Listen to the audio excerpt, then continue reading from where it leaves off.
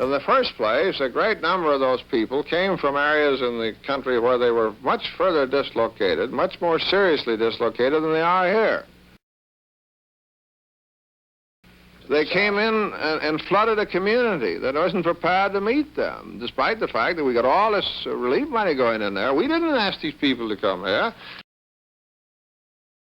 We didn't ask these people to come here. And suddenly they want a total community to adjust itself to a small segment that has suddenly come in and taken over a section. Chief Parker's philosophy was to recruit white boys from down south to be police officers in this city. Oh, he wanted to keep us in line. Absolutely. But that was the culture in the department at the time, was to keep the blacks in line. Detectives, all that kind of stuff, that was out of the question. You know, no black detectives. You know what I mean? Patrolmen. Tom Bradley was college educated, remember? Exactly. Graduated from UCLA. Exactly. He had paperwork and he was walking the streets. And also Parker was brought in because at that particular time in Los Angeles, there was a lot of graft and a lot of shenanigans going on in L.A.P.D. And he cleaned all that stuff up. Yeah. But he also brought forth a police department that was very, extremely harsh.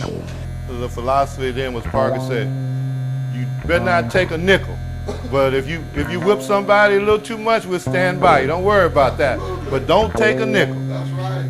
So he helped us in one part, but didn't help us in the other. Probably Chief Parker, who cleaned up the corruption, you know, the blatant corruption, the money corruption in the Los Angeles Police Department. I think he probably gets a lot of credit for doing that. But his method of doing that was to make it almost a paramilitary organization, very separate from the citizens of the city of Los Angeles. It came at a great cost, the professionalization of the department. And the cost was the relationship with its minority communities, particularly the African American community. The tension levels, the distrust, the actual hatred was of such significance that two of the most significant civil disturbances in the history of the nation occurred in this city.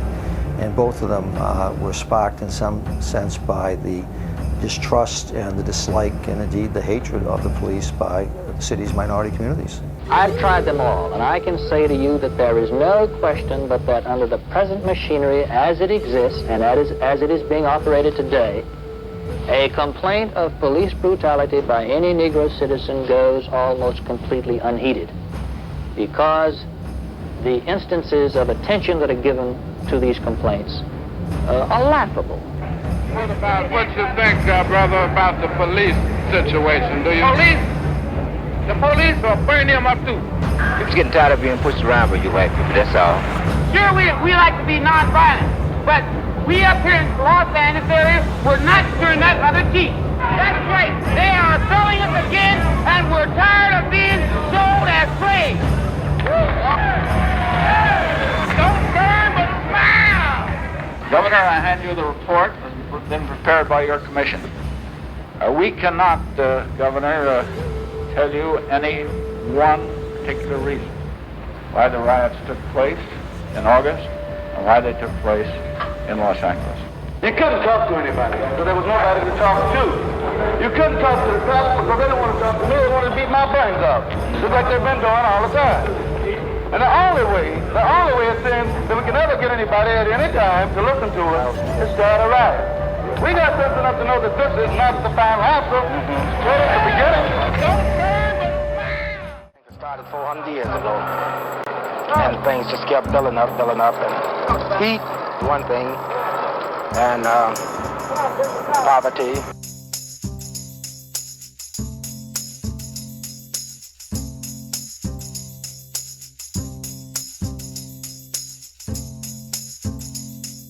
You have this, what I call political pandering, where they're constantly trying to reach these groups for political balance of power by catering to their emotions.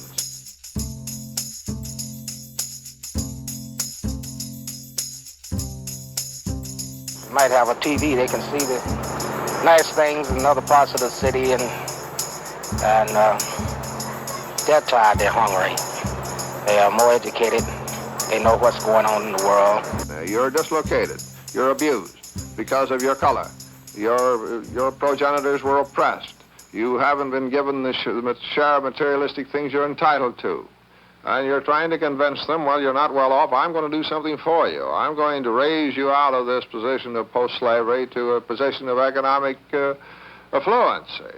And, of course, many of these people in our present system are not in a position to set into the economy and become affluent unless somebody just hands it to them. You mean there were a lot of people hungry? These people have been hungry all the time. Like just two or three days before all this happened, these people were just about to starve to death, waiting for the first till they got their check. Right. They needed it. You mean this was a continuing situation down here? All the time. Well, I mean, don't they get the money from welfare? I mean, we have the aid and needy children program. They need jobs. That's what they need.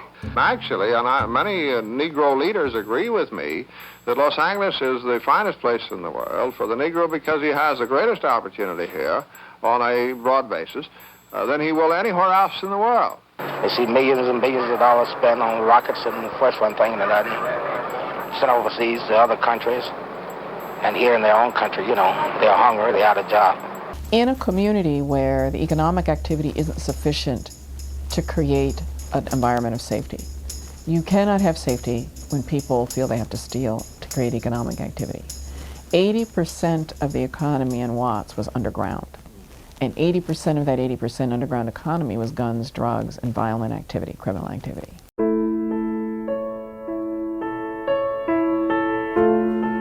Difficult time, difficult situations, particularly in the early 60s and in the 70s. You wrestle with the necessity versus the oppression. And even as a young man during those times, you really struggled with that, and it really made an indelible mark on me as a young person growing up. I think one of the things was frustrating was that Los Angeles pretended to be a city of opportunity and equality, and yet the reality was far different. What have we had? We've had at least 75 years of civic organizing against the police, trying to demand constitutional, non-brutal, non-corrupt policing. We've had a lot of lawsuits going way before Johnny Cochran and way before people like me who got up every day trying to figure out how do I sue them next. I used to wake up every day trying to figure out how to force the police to police fairly, without brutality, without corruption, and without bias. As a teenager, though, there were many times when I was afraid, intimidated by the police. Remember, I've said from time to time as a young boy or as a young teenager, late at night, you know, you were as afraid of a police officer or a sheriff deputy as you were of a gang member. There were times when the police department should have been challenged, when the police chief should have been challenged.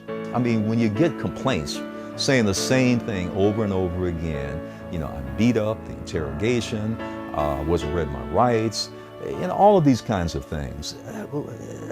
After a while, you see a pattern there. Or do you see a pattern?